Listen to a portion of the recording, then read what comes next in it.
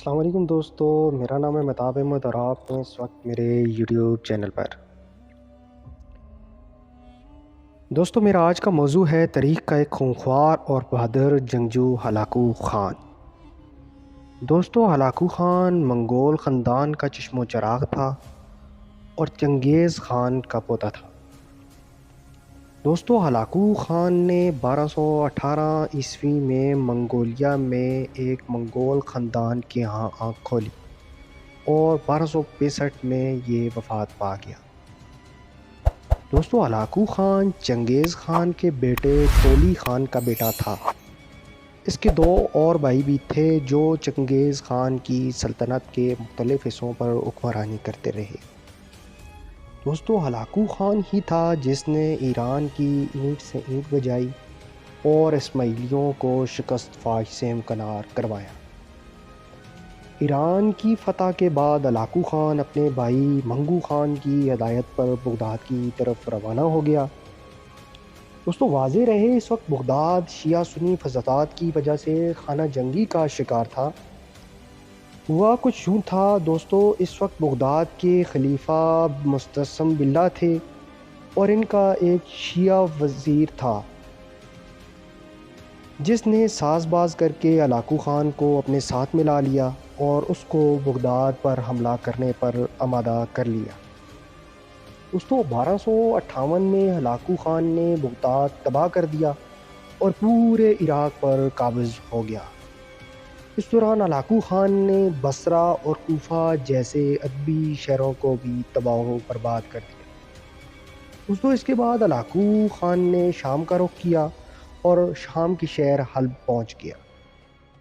دوستو تاریخی اعداد و شمار کے مطابق ہلاکو خان نے حلب شہر میں تقریباً 50,000 سے زائد مردوں کو قتل کر دیا اور ان کی کھوپڑیوں کے مینار بنا ڈالے اور ہزاروں عورتوں اور بچوں کو غلام بنا لیا۔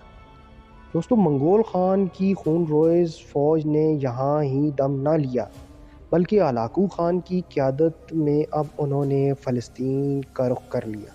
دوستو اب تک دنیا ارض پر منگولوں کی فوج کو ناقابل شکست مانا جاتا تھا اور منگولوں کا یہ ماننا تھا کہ ان کی دیوی ان پر مہربان ہے اور وہ کبھی بھی شکست خوردار نہیں ہو سکتے۔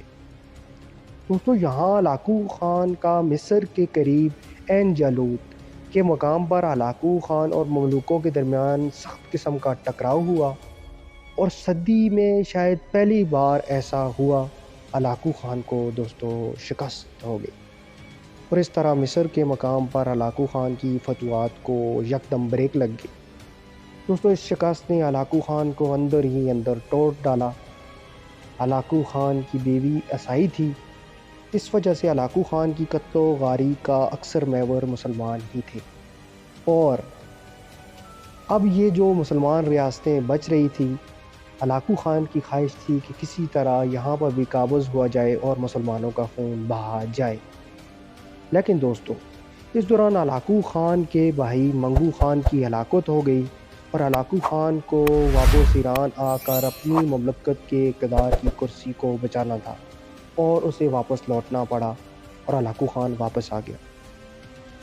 دوستو ہلاکو خان فلسطین و مصر کو فتح کرنے کا خواب اپنے دل میں ہی لیے اس دنیا سے چلا گیا۔ دوستو ہلاکو خان کے بعد اس کی نشست اس کے بیٹے اباقا خان نے سنبھالی۔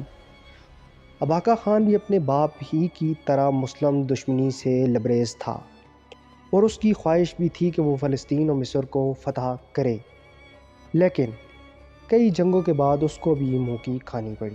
دوستو یہ تھا میرا آج کا ویلاگ، امید ہے آپ کو پسند آیا ہوگا۔ اگر یہ ویڈیو آپ کو پسند آئی ہے تو اس کو لائک کریں، کمنٹ سیکشن میں کمنٹ کریں اور مجھے بتائیں کہ ایسے اور کس تاریخی ٹاپک پر آپ ویڈیو دیکھنا چاہتے ہیں۔ دوستو نیکسٹ ویڈیو تک کے لیے مجھے دیجیے اجازت۔ اللہ حافظ۔